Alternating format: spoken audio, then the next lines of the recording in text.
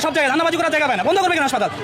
হাসপাতাল বন্ধ করলে সমাজে এতগুলো মানুষের কর্মসংস্থান কোথায় হবে? যারা এখানে চাকরি করে তাদের পরিবারে কি হবে? এটা দায়ভার আগে সরকার ব্যবস্থা করে তারপর হাসপাতাল বন্ধ করুক। একটা অনাকাঙ্ক্ষিত ঘটনা ঘটতেই পারে। মাইলস্টোন স্কুলে কত শিশু মারা গেছে, মাইলস্টোন স্কুল বন্ধ করে দিচ্ছে। লাইসেন্স বাতিল হয় তাহলে এর আগে তো সরকার সবগুলো লাইসেন্স বাতিল হওয়ার দরকার, কারণ ওই একটা হাসপাতালের যোগ্যতা রাখে না। আপনি যদি একটা ট্রেন দুর্ঘটনা হয় তাহলে আপনি ট্রেনের লাইসেন্স বাতিল করেন? আপনি আদিন হসপিটালের লাইসেন্স নিয়ে কি পুতুল খেলা করতেছেন? আমি সংশ্লিষ্ট কর্তৃপক্ষকে স্পষ্ট ভাষায় জানাই দিতে হয়, ডোন্ট প্লে উইথ ফায়ার। এই যে সরকার যে সরকার বসছে, তাহলে কি সরকারকে আমরা পাল্টাবো? তাহলে আমরা সরকার পাল্টাই দিব। উনি যে দুর্নীতি করে যে বসছে সরকার, এই ঘৃণিত সরকারের কোন বিষয় নিয়ে বলবো আমি বুঝে উঠতে পারছি না। ৭২-এর সংবিধান, মুক্তিযুদ্ধের চেতনা বৃদ্ধি, লুটপাট, দ্রব্যমূল্যের ঊর্ধ্বগতি, ইসলামী ব্যাংক দখল। দর্শক, একটি প্রশ্ন দিয়ে শুরু করা যাক। যদি কোনো হাসপাতালে একটি গুরুতর ঘটনা ঘটে তাহলে কি সেই ঘটনার জন্য দায়ীদের বিরুদ্ধে ব্যবস্থা নেওয়া উচিত, নাকি পুরো হাসপাতালটাই বন্ধ করে দেওয়া উচিত? এই প্রশ্নটি এখন ঘুরছে হাজার হাজার মানুষের মুখে। কারণ আদ্দিন হাসপাতালের লাইসেন্স বাতিলের সিদ্ধান্তের পর শুধু সামাজিক যোগাযোগ মাধ্যমেই নয়, দেশের বিভিন্ন এলাকায় সাধারণ মানুষের প্রতিক্রিয়াও চোখে পড়ছে। বর্তমান সরকারে যারা এসেছেন তাদের ইতিহাস আমাদের জানা আছে। ইতিপূর্বে আপনারা বারবার দুর্নীতিতে চ্যাম্পিয়ন হয়েছেন। আমরা জানি সেই দুর্নীতির অংশ হিসাবে আমার এই প্রিয় ব্যাংক থেকে আবারও তলবিহীন চুরিতে পরিণত করার জন্য একটা নির্দিষ্ট দানবের সহযোগে খুরশিদ আলমের মতো চরিত্রহীন নির্লজ্জ ব্যক্তিকে আপনারা ইসলামী ব্যাংকের চেয়ারম্যান নিযুক্ত করেছেন। ব্যাংকিং খাতে চলছে হরিলুট। এস আলম গ্রুপের অর্থনৈতিক আগ্রাসন জেনেও সবাই নীরব ছিল। আজ থেকে প্রায় ৩.৫ বছর আগে ২০২২ সালের ডিসেম্বরে খোদ বিএনপির মিডিয়া সেল থেকে এই হুঙ্কার ছাড়া হয়েছিল। এটার লাইসেন্স আজকে বাতিল করা হয়েছে। স্বাস্থ্য অধিদপ্তরের ডিরেক্টর পরিচালক হাসপাতাল যিনি আছেন, তিনি এই হাসপাতালের লাইসেন্স বাতিল করে দিয়েছেন। এটা একটা বড় ঘটনা। বাংলাদেশে এই মাপের কোনো হাসপাতালের লাইসেন্স এভাবে বাতিল হওয়ার ঘটনা আমি আমার গত কয়েক বছর আমি দেখেছি বলে মনে হয় না। দেখেছেন বহুত অ্যাডাম আপনাদের এরকম ১৫,০০০ ডায়ালিসিস রোগী চিকিৎসা পাইতেছিল এই ৮ দিনে ২৫০ টাকায় মাত্র। আজকে যার সামনে শুধু অন্ধকার, তার মা কাকে বলবে যে আমার মেয়েটারে বাঁচান? কোন অফিসের দরজায় গিয়ে বলবে? পোস্টাপার্টি ওয়ার্ডে যে রোগীটা সবে অপারেশনের পর চোখ খুলছিল, তার এখন কোথায় নেওয়া হবে? আইসিইউ যে মানুষটা একটা শ্বাসের জন্য লড়তেছিল, তারপরে সে শ্বাসটার দাম কে দেবে? এরা কেউ জামাত করে না, এরা কেউ বিএনপিও করে না, এরা শুধু গরিব। এদের একমাত্র অপরাধ এরা গরিব হয়ে বাঁচতে চাইছিল। আর আপনারা বৃহস্পতিবার বিকালে ছুটির ঘন্টা বাজার আগেই একটা কাগজে সই করে তাদের সেই বাঁচার অধিকারটা কাইরা নিলেন। আসসালামু আলাইকুম দর্শক, খুবই গুরুত্বপূর্ণ এবং আকর্ষণীয় কিছু সংবাদ নিয়ে আপনাদের সম্মুখে হাজির হয়েছি। দর্শক, ভিডিও শুরুতেই আশা করি প্রত্যেকটা ভিডিও ফুটেজের অংশ বিশেষ আপনারা একটু মনোযোগ সহকারে শুনেছেন এবং দেখেছেন। হ্যাঁ, দেখে শুনে বুঝতেই পারছেন যে আজকের এই ভিডিওটি কতটুকু গুরুত্বপূর্ণ এবং আকর্ষণীয়। কেননা ভিডিওর শুরুতে যে এই ছোট্ট ছোট্ট ভিডিওর অংশ বিশেষগুলো আপনারা দেখেছেন, সেগুলো দিয়েই আজকের এই ভিডিওটি সাজানো, আজকের এই এপিসোডটি সাজানো। তাই ধৈর্য সহকারে মনোযোগ দিয়ে পুরো ভিডিওটি দেখতে থাকুন, অনেক কিছু জানতে পারবেন ভাই, অজানা কিছু কথা। তো চলুন তাহলে কথা না বাড়াই, একটা লাইক দিয়ে মূল নিউজে চলে যাবো। তার আগে বলবো, যারা এখন পর্যন্ত আমাদের এই চ্যানেলটি সাবস্ক্রাইব করেন, প্রতিনিয়ত এই ধরনের গরম গরম টাটকা খবর পেতে আমাদের এই চ্যানেলটি সাবস্ক্রাইব করবেন। যারা করেছেন ধন্যবাদ। চলুন একটা লাইক দিয়ে মূল নিউজে চলে যাই। কোনো হাসপাতালে একটি গুরুতর ঘটনা ঘটে তাহলে কি সেই ঘটনার জন্য দায়ীদের বিরুদ্ধে ব্যবস্থা নেওয়া উচিত, নাকি পুরো হাসপাতালটাই বন্ধ করে দেওয়া উচিত? এই প্রশ্নটি এখন ঘুরছে হাজার হাজার মানুষের মুখে। কারণ আদ্দিন হাসপাতালের লাইসেন্স বাতিলের সিদ্ধান্তের পর শুধু সামাজিক যোগাযোগ মাধ্যমেই নয়, দেশের বিভিন্ন এলাকায় সাধারণ মানুষের প্রতিক্রিয়াও চোখে পড়ছে। অনেক মানুষ বলছেন ঘটনার সুষ্ঠু তদন্ত হোক, যাদের গাফিলতি ছিল তাদের বিরুদ্ধে আইন অনুযায়ী ব্যবস্থা নেওয়া হোক। কিন্তু পুরো হাসপাতাল বন্ধ করে দিলে সবচেয়ে বেশি ক্ষতিগ্রস্ত হবে সাধারণ মানুষ। আর এখান থেকে শুরু হয়েছে নতুন এক বিতর্ক। কারণ আদ্দিন হাসপাতালকে ঘিরে আলোচনার কেন্দ্রবিন্দুতে এখন শুধু প্রশাসনিক সিদ্ধান্তই নয়, বরং দেশের স্বাস্থ্য ব্যবস্থার বাস্তবতাও চলে এসেছে।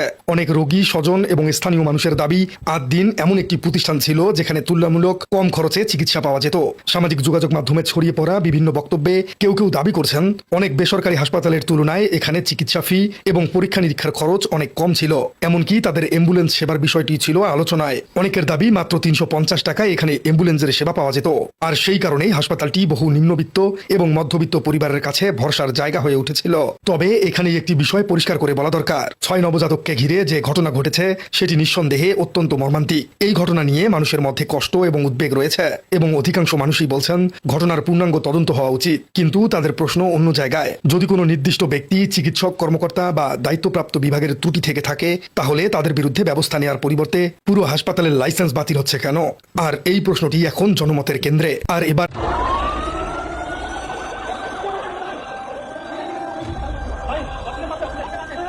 বিএনপি সরকার 8 দিন হাসপাতালের লাইসেন্স বাতিল করেছে, মহা বিশাল হেডমের কাজ করে ফেলিছে। কি অবস্থা দেখেছেন তো? আমাদের সময় দেখুন বাচ্চাগুলো রিকভার করে তারপর আপনারা ব্যবস্থা নেন। একজনের লাইসেন্স বাতিল করা হয়েছে, আপনাদের কিছু না। আমার জন্য এতগুলো বাচ্চা মারা যাচ্ছে, সরকারের কোনো তদন্ত নাই। কেন ব্যক্তি করা হয়েছে? শুধু সুবিধাগুলো পাচ্ছি, অন্য কোথাও পাবো না। আর সবচেয়ে বড় কথা হচ্ছে আমার বাচ্চাদের রুট, এই রুটের অন্য হসপিটালে রুট বেশি জানে না। আমাদের বাচ্চাকে আমরা বের হয়ে যেতাম। লাইসেন্স বন্ধ হয়ে গেছে, এখন কোথায় যাবো আমরা বলেন? বক্তব্য ম্যাচ অপারেশন করার কথা বলেন, বিরাট সাদা রক্ত কিনবেন না। অপারেশন আমি মনে করেন শরীর টেক করছি, 60,000 টাকার মতো আমার গেছে গা। ধরুন শরীরে খুব দাঁড়িয়ে রাখতেছি, ওখান থেকে আমার যাইতে হয় গা। তাহলে আমি মাইয়া আমার কাছে সব করি, আমি কই টাকা কই পাবো? ওই হাসপাতালে তো রোগীরা চিকিৎসা নিতেছিল, মরণাপন্ন রোগীরা ছিল, আইসিইউতে রোগীরা ছিল, পোস্ট অপারেটিভে রোগীরা ছিল, কিছুক্ষণ আগে তাদের সার্জারি হয়েছে। সেই সব রোগীরা কি ভয়াবহ সমস্যা করেছে দেখেন। এই লাইসেন্স বাতিলের নোটিশ কখন দেওয়া হয়েছে জানেন? বৃহস্পতিবার কার্য দিবসের শেষ সময়, যেন কোনো আইনি ব্যবস্থা না নেওয়া যায়। কেমন জাউরামো দেখেন। জাউরামোর ইচ্ছা না থাকলে তো কেউ বাইসা সাপ্তাহিক ছুটির আগের মুহূর্তে এই কাম করে না। তো এই জাউরামো কেন? কারণ সরকার কাছে পাগল হইয়া। একটা কথা মনে করাই দিই, আন্তর্জাতিক অপরাধ ট্রাইব্যুনালের নামে বিচারিক হত্যাকাণ্ড বাস্তবায়নের প্রক্রিয়া যখন আগে চলতেছিল, তখন আমার দেশ পত্রিকায় প্রকাশিত হয় স্কাইপ ক্যান্ডেল। এটা ছিল বিচারের নামে সেই সময় চলমান নাটক নিয়ে নিজামুল হক নাসিম এবং আহমেদ জিয়াউদ্দিনের স্কাইপ কথোপকথন। এই কথোপকথনে উঠে আসছিল জুডিশিয়াল মার্ডারের পরিকল্পনা বাস্তবায়নের পুরো চিত্র। ঠিক একইভাবে এখন বিএনপি সরকার পাগলা হয়ে গেছে। তারা যেভাবেই হোক রাজনৈতিক প্রতিপক্ষকে দৌড়ের উপরে রাখবে বলে পাগলের মতো যা ইচ্ছা তাই করতেছে। ইসলামী ব্যাংক খাইয়া দেওয়ার আওয়ামী তরিকা বিএনপি বাধ্য ছাত্রের মতো ফলো করতেছে। শুধু তাই না, আরো একবার যত ইসলামের নামধাম আছে এরকম সব প্রতিষ্ঠানের উপরে খড়গগ্রস্ত হয়েছে। তাদের ধারণা হয়েছে এই প্রতিষ্ঠানগুলো আসলে জামাতের প্রতিষ্ঠান, এগুলো সাইজ করলে জামাত সাইজ হয়ে যাবে। আমি যতটুকু জানছি এই সাজেশন বিএনপি কে দিচ্ছে ডিজিএফআই, আর সেই প্রেসক্রিপশনে চলতেছে বিএনপি। ডিজিএফআই প্রেসক্রিপশনে কাটা লাগিয়ে তো হেলিকপ্টারে পালাইতে হইছে, আবার বিএনপি সেই ডিজিএফআই প্রেসক্রিপশন ফলো করতেছে। কেন বিএনপি এটা বাধ্য ছাত্রের মতো ফলো করতেছে? এটা একটু বিস্তারিত বুঝে দেখতে হবে। 8 দিনের প্রসঙ্গে আবার ফিরে আসবো, কারণ পুরো বিষয়টার সাথে একটা গভীর রাজনৈতিক প্রশ্ন যুক্ত আছে। তাই পুরোটা না বুঝলে এই 8 দিনের প্রবলেমটা, চিত্রটা, ইসলামী ব্যাংকের প্রবলেমটা পরিষ্কার হবে না। আসেন সেটা একটু বুঝে দেখি, একটু অন্যদিকে যাইতেছি। বিএনপির বোঝানো হয়েছে হাসিনা পতনের পরে বাংলাদেশে ইসলামপন্থার উত্থান হয়েছে, তুমি সামলাইতে পারবা না, তাই আওয়ামী বাম সব মিলে ইসলামপন্থীদের ঠেকাও, সবাই একসাথে নাও। সব গর্ত থেকে বাইরে হয়েছে। আওয়ামী লীগ নানা জায়গায় মিছিল করতেছে, ইন্ডিয়ান হাই কমিশনের বেনা বলতে বুক ফুলায় ঢাকায় ঢুকে কয় আমাদের অভিন্ন স্বপ্ন, আমরা একসাথে চলবো, আমরা একসাথে একটা কত বড় জাতি গোষ্ঠী হইতে পারি। কি কইছে তার মানে হইতেছে আমরা একটা দেশ হয়ে যাই। আমি একটাই কথা বলতে পারি, আমাদের যা পপুলেশন আছে 140 কোটি, আর ওতে আমি 20 কোটি অ্যাড করে দিই, তাহলে 160। আমি যা এখানটা করতে চাই ওটা 140 নাই, 60 অ্যাডেড, এখানে 20 অ্যাড করে দিচ্ছি, তাহলে যা হবে একসঙ্গে হবে। বুঝেছো? আলাদাভাবে আমি ভাবছি, আমার মনে ওইটা ঢুকছেই না। দেখুন তো হেঁটে চলে এলাম, মনে হচ্ছে না যে আমি বাংলাদেশে এসেছি। ওইটা দেখতে হলো, তাকে বলো হ্যাঁ আপনি বাংলাদেশে বলবেন, এই কাজটা করবো। দেখেছেন? হ্যাঁ, তো মাদারবোর্ড তো স্বপ্ন অখণ্ড ভারত, অভিন্ন স্বপ্ন কেমনে হয় আমাদের, কেমন ইন্ডিয়া কামব্যাক করেছে দেখেন। আবার এর চারপাশে হাই কমিশনের চারপাশে সেই আওয়ামী লীগ আমলের মতোই লোকজন ঘিরা ধরেছে, দেখেছেন? এটা হইতেছে কামব্যাক। সেজন্য তো দেখছেন জুলাই যাদের উলঙ্গ কইরা পিটায় নেত্রকোনা, জুলাই স্তম্ভে আগুন দেয়, মাহাদিরে দৌড়ানি দেয়, আর নোটি শাওন উল্লাস করে সেটা দেখে না। আবার দেখেন ফুন্দের আলো কি করতেছে, তারাও কামব্যাক করছে। একই সাথে কি টাইটেল করছে দেখেন। ধরেন আওয়ামী লীগের কোনো ফ্যাসিস্ট এমপি মন্ত্রী মারা গেল, প্রথম আলো কি লিখবে? মারা গেলেন অমুক, তার সাথে একটা ভালো বিশেষণ ইউজ করবে, বলবে বর্ষিয়ান রাজনীতিবিদ। দেখেন বাংলাদেশের সবচেয়ে ক্রিমিনাল পলিটিশিয়ান তোফায়েল নিয়ে লিখেছে কি দেশের রাজনীতিতে নাকি স্মরণীয় হয়ে থাকে। অথচ মাদের ক্ষেত্রে টোনটা দেখেন, পারলে একটা গালিও অ্যাড করে দিত ওই টাইটেলের সাথে, কই তো থানা পুরাই দিছি, হুমকি দেওয়া, সেই বৈষম্য বিরোধী ছাত্র নেতা এখন ধাওয়া খায় থানায় এসে লুকাইছে, এভাবে লিখতো। পারলে তো ধাওয়া দিছে কে? সে কেন থানায় আশ্রয় নিছে? তার মানে পরিস্থিতি এমন পর্যায়ে গেছে যে তার উপরে একটা অ্যাটাক হয়েছে, থানায় আশ্রয় নিতে বাধ্য হয়েছে। তো এটা তো থানায় আশ্রয় নিতে বাধ্য, তাকে ধাওয়া দিয়েছে, তো ক্রাইম। এই ক্রাইমকে ফোকাসে রাখা হয় নাই। যদি টাইমকে ফোকাসে না রাখবে তাহলে সংবাদপত্রের কাজ কি? থানা পুরাই দিছি বলে মাদের সেই বক্তব্য তো তখনই সেটেল হয়ে গেছে। এখন এটা ব্যাক স্টোরি হিসেবে না আমাদের উপর হামলা চেষ্টাকে জাস্টিফাই করা হইতেছে। এটাই ফুন্দের আলো, এটাই দিল্লি স্টার, ভিকটিমকে মক করতেছে। এটা কোন ধরনের সাংবাদিকতা? জাউরা এই আবার একটা জাউরা সিল মেরে দেন ফুন্দের আলোরে আর মতিউর রহমানকে। এটা তো আসলে লিগের অ্যাক্টিভিজম। লিগ যা বলতো তাই প্রথম আলো বলে, লিগে যা কিছু রাগ ক্ষোভ প্রথম আলো সেগুলো সবগুলো বসে। আওয়ামী লীগ মাঠে নামতেছে, ইন্ডিয়া কামব্যাক করতেছে, ফুন্দের আলোর আওয়াজ বাড়তেছে, সব এক সুতায় বাধা। একবার পাবলিক জ্বালাই দিছে ফুন্দের আলো, তারপরে শিক্ষা হয় না, এদের শিক্ষা হয় না। ফুন্দের আলো দিল্লি স্টার শুধু ইন্ডিয়ান মিডিয়া না, তারা নিজের অফিস। ফুন্দের আলো দিল্লি স্টার যতদিন বাংলাদেশে থাকবে ততদিন আওয়ামী লীগ ফিরে আসবে। এবার আসেন দেখি এই 8 দিনকে আসলে জামাতের প্রতিষ্ঠান, ইসলামী ব্যাংক আসলে জামাতের প্রতিষ্ঠান। জামাত ইসলামী সরাসরি মালিকানায় না থাকলেও জামাত প্রভাবিত প্রতিষ্ঠান তো বটেই, এটা তো কেউ অস্বীকার করে না। আর এটাই হচ্ছে ওদের বিপদ। প্রথমত এই প্রতিষ্ঠানগুলো অন্য প্রতিষ্ঠানের চাইতে ভালো ফাংশন করে, সেবা দেয় মূলত নিম্নবিত্ত এবং দরিদ্রদের, মানসম্পন্ন সেবা দেয় কম পয়সায়। প্রতিষ্ঠানগুলোতে ইসলামপন্থীদের চাকরি বাকরি হয়। বাংলাদেশে তো অনেক প্রতিষ্ঠানে দাঁড়িয়ে থাকলে চাকরি হয় না, এটা তো সত্য কথা। আর সবচেয়ে বড় কথা, একটা অল্টারনেট গভর্নেন্সের চিত্র তারা উপস্থাপন করতে পারতেছে। আর্থিক প্রতিষ্ঠান আমরা চালাইলে এরকম হতো, তারা দেখাতে পারে। স্বাস্থ্য ব্যবস্থা আমরা চালাইলে এরকম হতো, তারা দেখাতে পারে। একটা প্রশ্ন করি, বিএনপির কি ব্যবসা নাই? আওয়ামী লীগের ব্যবসা নাই? আছে, অডেল আছে। আব্দুল আল মিন্টু ন্যাশনাল ব্যাংক আছে না? সালমান রহমানের বেক্সিম সাম্রাজ্য আছে না? মিজানুর রহমান সিনার একনি আছে না? আর এই যে আমাদের সমাজ কল্যাণ মন্ত্রী জাহিদ ভাই, ওনার তো ফার্মা আছে, হাসপাতাল আছে। টিপু মুন্সি আওয়ামী লীগের নেতা, হাসপাতাল আছে না? এই যে এভার কেয়ার, এসান আব্বাসের ঢাকা ব্যাংক আছে না? তাহলে জামাত ঘরানা প্রতিষ্ঠানে বারবার হাত পড়ে কেন? ইসলামী ব্যাংক দখল হয় কেন? 8 দিনের লাইসেন্স বাতিল হয় কেন? একটার পর একটা প্রতিষ্ঠান টার্গেট হয় কেন? কারণ সব ব্যবসা সমান না। মিন্টুর ব্যাংক, চান্দ আব্বাসের ব্যাংক, লীগের নেতাদের হাসপাতাল, এই প্রতিষ্ঠানগুলো কি করে? টাকা বানায়, মালিকের পকেটে ভরে। এটা হলো ভাড়া খরপুঁজি, ইংরেজিতে বলে রেন্ট সিকিং ক্যাপিটাল। ক্ষমতার কাছে থেকে সুবিধা নেয়, লোন নেয়, ফেরত দেয় না, টাকা বানায়, ব্যাস, এর বেশি কিছু না। রেন্ট সিকিং এর সবচেয়ে সোজা মানে হচ্ছে পরিশ্রম করে সম্পদ বানানো না। বরং ক্ষমতার কাছে থেকে সুবিধা পায়, টাকা কামায়। এটা উদাহরণ দিলে পরিষ্কার হবে। ধরেন দুইজন লোক, প্রথম জন একটা কারখানা দিল, জিনিস বানায়, বেচে, মানুষের কাজে লাগে, লাভ করে, এটা একটা হালাল রোজগারের মতো কিছু একটা তৈরি করলো, সমাজের নতুন মূল্য যুক্ত হইল।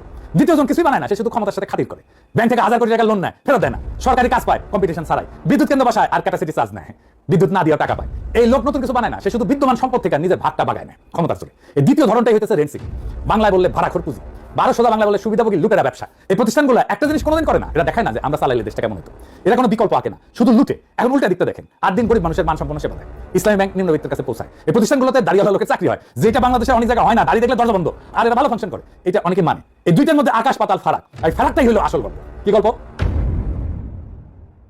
জামাত ঘরানা প্রতিষ্ঠান যখন গরিবের ভালো সেবা দেয়, ভালো চলে, তখন সেটার নিছক ব্যবসা থাকে না, সেটা একটা প্রস্তাব হয়ে দাঁড়ায়। প্রস্তাবটা কি? আর্থিক প্রতিষ্ঠান আমরা চালাইলে এমন হতো, স্বাস্থ্য ব্যবস্থা আমরা চালাইলে এমন হতো, সরকার আমরা চালাইলে এমন হতো। বুঝতে পারতেছেন? এটা একটা বিকল্প শাসনের ছবি দেয়। ক্ষমতায় যাওয়ার আগেই প্রমাণ হাতে নিয়ে দাঁড়ায় আছে, দেখো আমরা পারি। আর এটাই শাসকের জন্য সবচেয়ে বড় বিপদ, কারণ একজন শাসকের সবচেয়ে গভীর দাবিটা কি? আমি ছাড়া কেউ এই দেশটা চালাতে পারবে না, বিকল্প নাই, তাই না? সবসময় আজি নাও তাই, তারেক রহমান তাই। এই প্রতিষ্ঠানগুলো ঠিক এই দাবিটার গায়ে হাত দেয়, জলজ্যান্ত প্রমাণ হয় বলে বিকল্প আছে। লুটেরা ব্যাংক সহ্য করা যায়, কিন্তু একটা কাজ করা বিকল্প সহ্য করা যায়।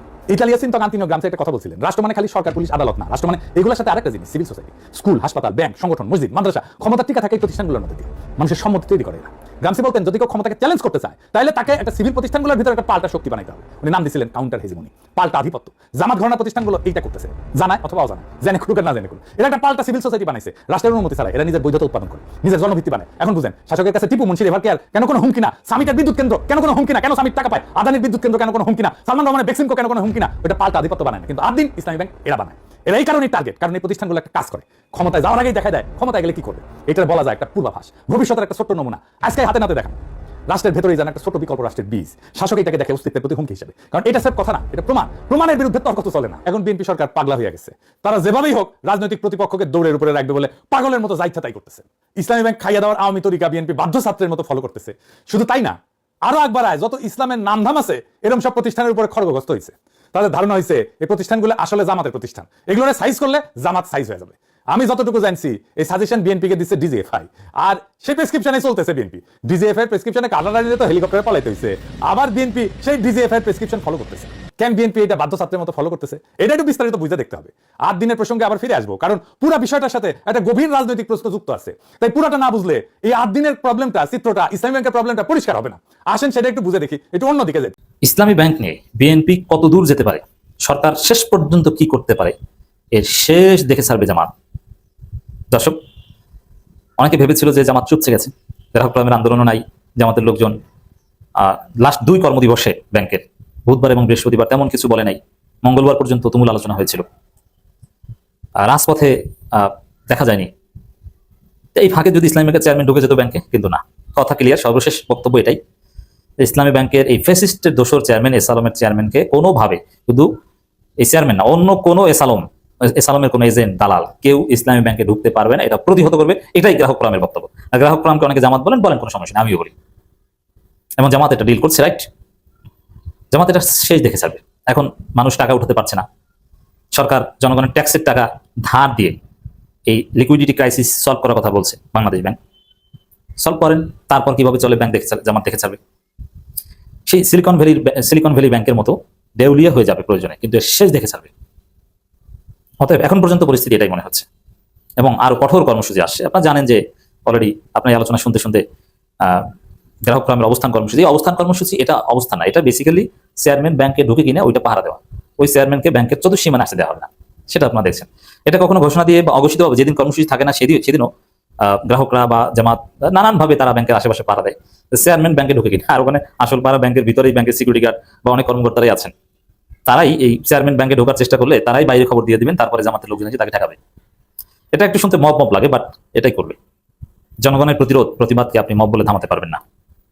যদি জনগণের প্রতিবাদকে আপনি মব বলেন, তাহলে কোনো আন্দোলনের ভিত্তি নেই, সব আন্দোলন মব এবং অবৈধ। তো দর্শক, 7 দফা দাবি না মানলে গ্রাহক ফোরামের নতুন কর্মসূচির কথা বলছেন, এবং নতুন কর্মসূচি অলরেডি ঘোষণা দিয়েছে, এবং তারা যে আলটিমেটাম দিয়েছিল সেই আলটিমেটাম অনুযায়ী দাবি মানেনি। একবার বাংলাদেশ ব্যাংক থেকে একটু ইশারা ইঙ্গিত দেওয়া হয়েছিল যে না, এখানে চেয়ারম্যানের সাথে কথা হচ্ছে, মিটিং হচ্ছে, রুদ্ধশ্বাস বৈঠক হচ্ছে যে তাকে পদত্যাগ করানো হতে পারে, কিন্তু আবার তারা ইউটার্ন নিয়েছে, না, পদত্যাগ করাবে না। মানে এদিক থেকে একটু ঢিল দেওয়া হলে ওদিকে তারা কঠোর রাজে পদত্যাগ করবে না, যে এদিক থেকে রাজপথ থেকে টাইট দেওয়া হলে তখন আবার পদত্যাগের বিষয়ে তারা চিন্তা ভাবনা করে। তো জামাত বা গ্রাহক ফোরামের নির্দিষ্ট আলটিমেটামের মধ্যে পদত্যাগের কোনো ঘটনা ঘটেনি, তবে পদত্যাগের ঘটনা ঘটবে এবং পদত্যাগ করাতে বাধ্য করা হবে। এটাই হচ্ছে গ্রাহক ফোরামের কমিটমেন্ট। তো দর্শক, অনেকে বলছেন যে জামাত শিবিরের লোকজন সংগঠনের নির্দেশে টাকা উঠিয়ে নিচ্ছে, মিথ্যা কথা। যারা আন্দোলন করছেন আমি যতদূর জানি তারা টাকা উঠান নাই। টাকা উঠিয়েছে একদম সাধারণ নন পলিটিক্যাল বা সাধারণ লোকজন, যারা আন্দোলন, ব্যাংক রক্ষা বা এগুলো এতটা বুঝেন না বা এটা তারা নিজেদের দায়িত্ব মনে করেন না। এখানে যারা সচেতন গ্রাহক তারা আন্দোলন করছে, কিন্তু যারা অসচেতন গ্রাহক, যারা জাস্ট আমার টাকা আছে কি নাই, আমার টাকা এখানে নিরাপদ নাহলে আমি উঠিয়ে নিয়ে যাই, জাস্ট এরা টাকা উঠিয়ে নিচ্ছে। অসচেতন গ্রাহকরা টাকা উঠিয়ে নিচ্ছে, কিন্তু সচেতন গ্রাহকরা, দ্যাট মিনস যারা আন্দোলন করছে, দ্যাট মিনস যারা একদম সক্রিয় জামাত শিবির, তারা এখন পর্যন্ত ব্যাংক থেকে টাকা উঠিয়ে নেয়নি এবং নিবে না। অতএব অসচেতন গ্রাহকদের টাকা উঠানো যেটা জামাতের সাংগঠনিক কোনো নির্দেশনা নেই। বিভিন্ন গণমাধ্যম বিভিন্নভাবে বলার চেষ্টা করছেন, অনেকে প্রচার করছেন যে টাকা উঠিয়ে নিচ্ছে জামাতের সাংগঠনিক নির্দেশ। এটা মিথ্যা কথা, আমি দায়িত্ব নিয়ে বলছি। জামাত কাউকে বলেনি যে টাকা উঠাও। মানুষ আতঙ্কে টাকা উঠাচ্ছে। একটা ব্যাংক অফিসিয়ালি ধ্বংস হওয়ার আগে আস্থা ধ্বংস হয়। সিলিকন ভ্যালি ব্যাংক যুক্তরাষ্ট্রের অন্যতম শ্রেষ্ঠ ব্যাংক ছিল, আপনারা জানেন যে প্রযুক্তি খাতে সিলিকন ভ্যালি নাম শুনলেই তো আপনারা বুঝেন যেটা কি। সেই ব্যাংক ধ্বংস হয়েছে, একদম ধ্বংস হয়েছে, দেউলি হয়েছে, ধ্বংস হয়ে সরকার বন্ধ করে দিয়েছে। এটা বেশি দিন আগের কথা, এই কয়েক বছর আগের কথা। তো ইসলামী ব্যাংক অলরেডি আস্থার সংকটে পড়েছে। এই আস্থা ফিরিয়ে আনতে পারে জামাত শিবির, অন্য কেউ আস্থা ফিরিয়ে আনতে পারবে না। অতএব এর শেষ জামাত দেখতে পারবে। দর্শক, আরো অনেক মেকানিজম হাতে আছে, ব্যাংকের শাখাগুলোতে তালা মেরে দেওয়া, আরো অনেক কিছু হাতে আছে। আপনারা এখন পর্যন্ত ট্রেলার দেখছেন, কারণ এই বিষয়টা জামাতকে সিরিয়াস নিতে হবে। এই কারণে যে ইসলামী ব্যাংক যদি এবার হাতছাড়া হয়ে যায়, 8 দিন এটা যদি কোনো দফা করতে না পারে, তাহলে এরপরে ইবনে সিনায় হাত দিবে, এরপরে শিবিরের ফোকাস রেটিনায় হাত দিবে, সব ধ্বংস করে ফেলবে। তো ইসলামী ব্যাংকের একটা এসিড টেস্ট আর টেস্ট কেস দুইটাই, এটা সফল হলে সব দখল করবে আস্তে আস্তে।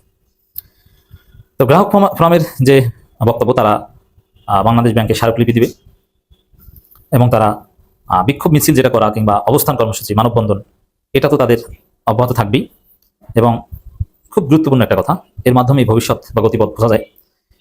অধ্যাপক নুরুল নবী মানিক বলেন, আমাদের দাবি সুস্পষ্ট, অবিলম্বে খোরশেদ আলমকে অপসারণ করে ব্যাংকিং ক্ষেত্রে দক্ষ, সৎ, পেশাদার ব্যক্তিকে চেয়ারম্যান নিয়োগ দিতে হবে। তারা তো বলছে না যে জামাতের কাউকে নিয়োগ দিতে হবে। আপনি সৎযোগ্য বিএনপি থেকেও থাকে, তাকে নিয়োগ দেন, কোনো সমস্যা নেই। কিন্তু আপনি এস আলমের লোককে নিয়োগ দিতে পারবেন না, কোনো দুর্নীতিবাজকে, দুর্নীতির অভিযোগে অভিযুক্তকে নিয়োগ দিতে পারবেন না। দর্শক, আশা করি পুরো ভিডিওটি দেখেছেন। এবার অবশ্যই আপনাদের মূল্যবান মতামত জানাবেন, পারলে ভিডিওটি শেয়ার করে সবাই দেখার সুযোগ করে দিবেন। আর আমাদের এই চ্যানেলে নতুন হলে সাবস্ক্রাইব করবেন। যারা করেছেন ধন্যবাদ জানাই। আজকের মতো এখানে বিদায় নিচ্ছি, দেখা হচ্ছে নতুন কোনো ভিডিওতে। সে পর্যন্ত সবাই ভালো থাকবেন। আল্লাহ হাফেজ।